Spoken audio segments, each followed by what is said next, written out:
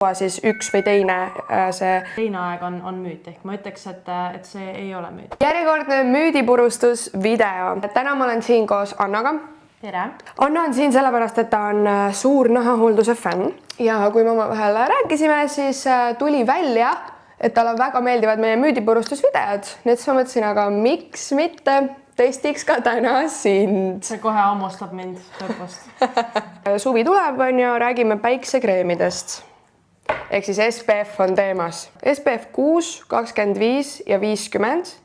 Neid peab uuesti peale kandma ehk reapply'ima täpselt sama aja tagant. Et nagu, et kõigile kehtib sama vahe või?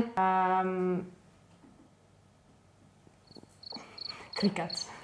Jaa, sest et ma enda meelest olen kuulnud, et see, et neid mingisuguseid kindlaid ajavahemikke peab jälgima, et oletame 50 on üks aeg, 25 on mingi teine aeg on müüt. Ehk ma ütleks, et see ei ole müüt. Meil on igalühel on erinev aeg.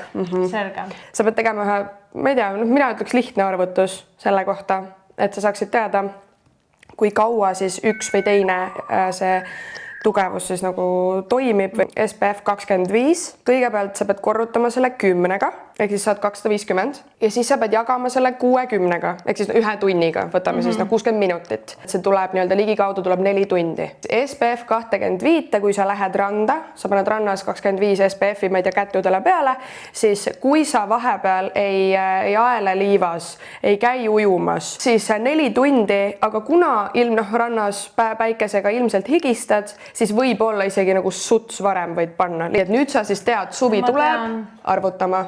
Kuidas see tehe oli? Et korrutad 100-ga ja korrutad 10-ga ja jagad siis tunniga, ehk 60-ga. See päiksekreemi teema on nii controversial. Aga see ei ole natuke nagu sellest, et kus sa parasjagu viibid ka juunikuus Eestis või talvel kuskil Tais? Jaa, selles suhtes muidugi, et tuleb olla nagu realistlik nende asjadega. Ma tegelikult ka ei ole ise 4 tundi lihtsalt niimoodi kunagi olnud. Ühesõnaga, olge mõistlikud. See arvutus annab sellise hea umbkaudse sellise teabe.